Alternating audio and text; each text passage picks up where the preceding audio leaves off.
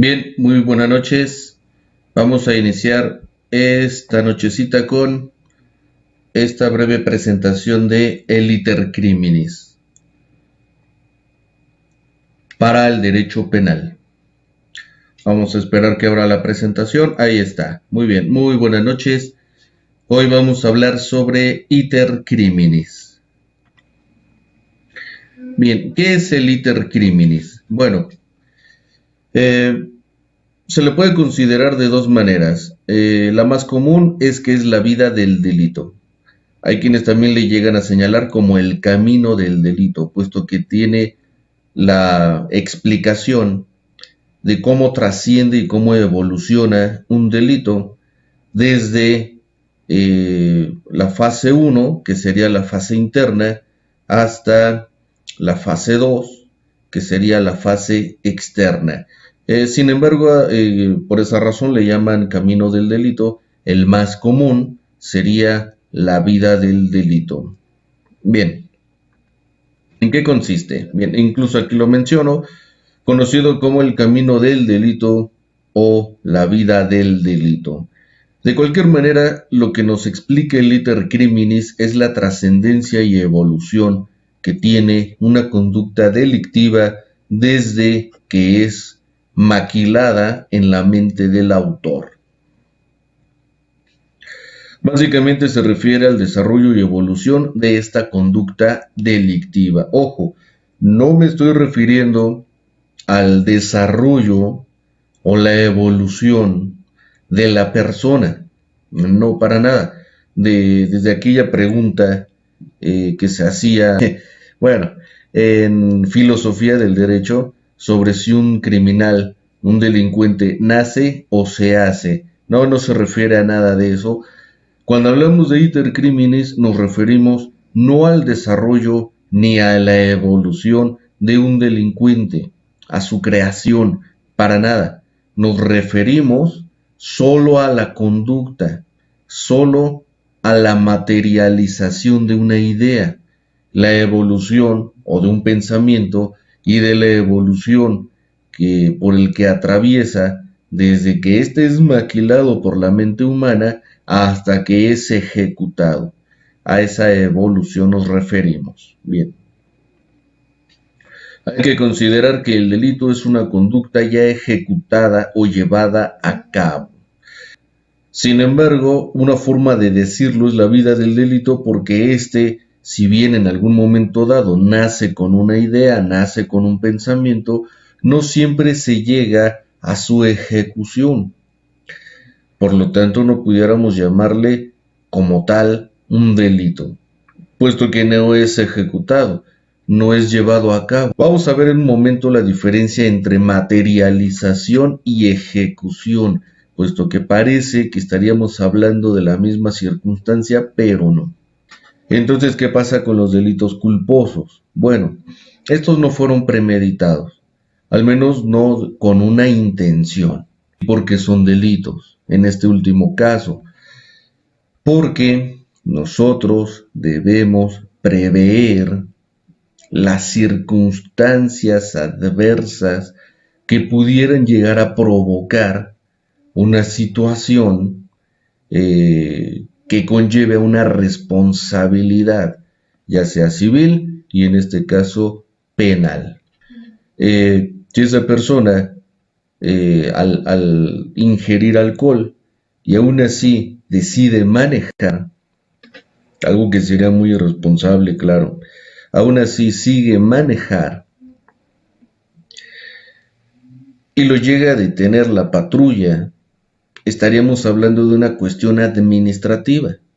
Si hubiera chocado, estaríamos hablando, aquella persona, en este ejemplo ficticio, estaríamos hablando de la comisión de algún daño material, ¿no? Ese sería el delito, daño material. Pero si hubiera atropellado a alguien, que hubiera terminado de lesionar a alguien, estaríamos hablando entonces de otro delito muy distinto, que sería el de lesiones. En un caso muy extremo, si alguien hubiera fallecido, entonces estaríamos hablando de homicidio. Todo delito nace como una idea. Voy a hacer esto, voy a hacer aquello, voy a hacer ahí. Es una idea. Sin embargo, si nunca se ejecuta, aun cuando se exteriorice o se materialice, entonces jamás reunirá los elementos de la teoría del delito y por tanto no será delito. Son dos fases y la fase interna empieza con el nacimiento de la idea de comisión de un delito. La fase externa termina con la ejecución de esa conducta que nace en la fase interna, pero entre una y otra tenemos una fase que se llama intermedia. No se confunda, no es que haya tres fases, son solamente dos. Lo que tenemos en medio es la transición de esta idea criminal a la ejecución. Lo que tenemos en medio es la materialización o exteriorización de lo que nació en la fase interna y finalmente no quiere decir que al haberse materializado o al haberse exteriorizado, no quiere decir que ya sea un delito, porque no se ha cometido nada todavía, sino hasta su ejecución. Bien, ¿qué es esto de la materialización? Bueno, si una persona, vamos a denominar el sujeto A, decide matar a alguien más, vamos a denominar el sujeto B, ¿cómo lo va a privar de la vida, ¿no? En este ejemplo.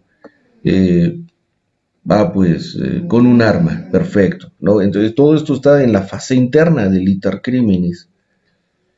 Cuando compra el arma, fíjense nada más cómo va materializando la ejecución que nace en la fase interna. Cuando la compra,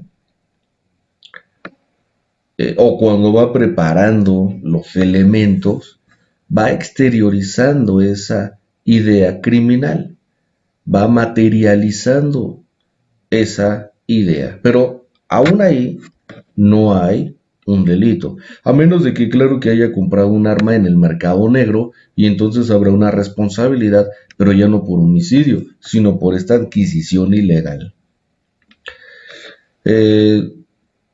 ¿Hasta cuándo se perseguirá la conducta delictiva? Bueno, primero que nada, hasta que se ejecuta. Entonces, en la fase interna nace la idea de cometer un delito, atraviesa por la fase intermedia, que le explicaba yo que solamente es este preámbulo de transición entre la fase interna a la fase externa, que es la materialización, y así finalmente dentro de la fase externa, cerrando con la ejecución. Al ejecutarse esa conducta, entonces podemos decir o definir que se cometió el delito y se extingue ahí mismo. Se extingue la conducta, no la responsabilidad. Podemos decir que pueda ser perseguible por las leyes penales y entonces ahí nacerá la teoría del delito. Tomen en cuenta que los delitos son verbos: robar, defraudar, privar de la vida, privar de la libertad, son verbos. Y hasta que se ejecutan, es decir, la acción del individuo, es hasta que se pudiera llevar a cabo la responsabilidad o la responsabilización del sujeto, siempre y cuando sea imputable.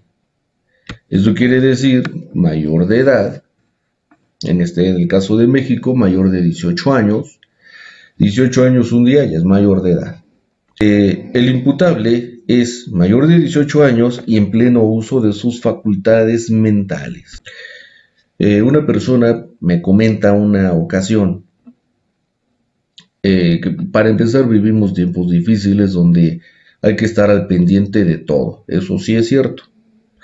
Pero me comenta aquella persona una anécdota donde va llegando de su trabajo a altas horas de la noche a su casa. Me refiere que eran como las 12 de la noche, en calles donde pues ya no transita nadie, ya todo el mundo está dormido en sus casas. Entonces esta persona iba caminando sobre la banqueta. Las calles solas, totalmente oscuras, no había nadie más. Y me comenta que alguien la iba siguiendo a esa persona, ¿no? Pues se pone nerviosa, es normal, está bien, se asusta, yo también lo haría, ¿no? Yo también me pondría nervioso, acá, yo le, este, y entonces inmediatamente pide que se pare va pasando una patrulla, dice, y afortunadamente iba pasando una patrulla, le hace la parada, se detiene la patrulla y le dice a los patrulleros, ese sujeto me viene siguiendo. Los patrulleros no podían llegar con este sujeto y vaciar sus bolsillos. No. Por lo regular siempre te van a decir, muéstrame sus bolsillos. O muéstrame su mochila, o puede abrir su mochila. O no pueden llegar y abrirte tu mochila. No pueden llegar y quitarte tus cosas. Lo más común, enséñenos sus bolsillos. Y el señor, el sujeto, dentro de la anécdota que me comenta esta persona, eh, les muestra sus bolsillos y tenía un picayelo. Y me dice esa persona, imagínate lo que hubiera pasado si no hubiera pasado una patrulla por ahí. Este sujeto tenía un picayelo y miren, hay que ver dos cosas. Una, sí hay tiempos difíciles, hay muchos conflictos allá afuera, hay que cuidarse de todo el mundo, el delito está a la orden del día. Eso es cierto.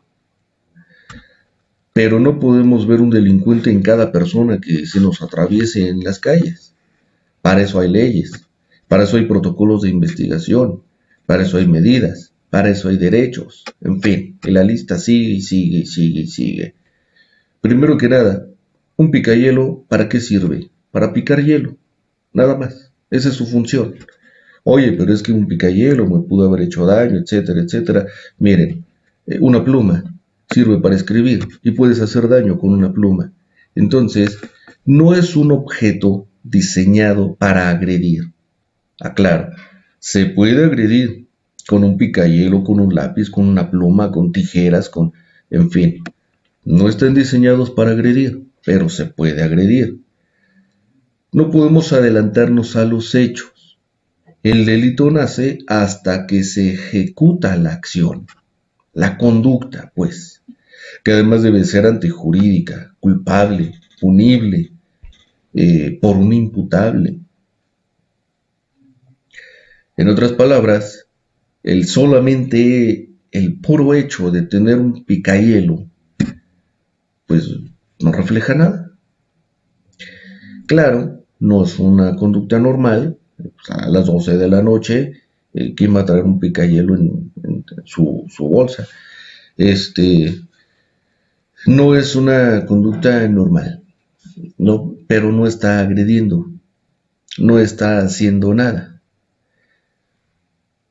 Repito, no es que no haya delincuentes allá afuera, claro que los hay, pero no podemos ver un delincuente en cada persona que se nos atraviese. Para eso hay leyes, para eso inclusive cambiaron las leyes. Ahora le quitan la categoría de probable responsable, que era como se llamaba aquel sujeto de investigación en un proceso penal por la comisión de una conducta delictiva. Ahora ya no le llaman probable responsable, ahora le llaman presunto inocente.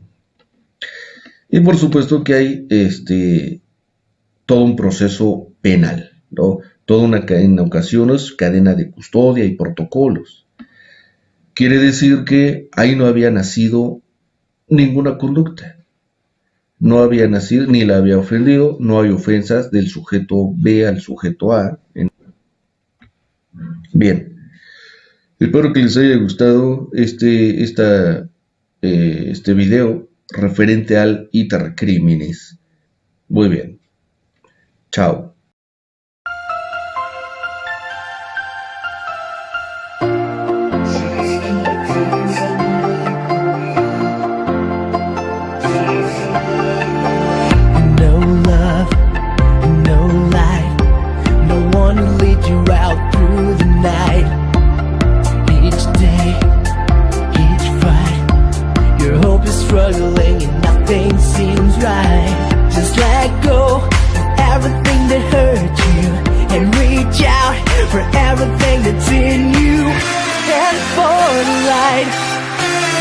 until the storm is over.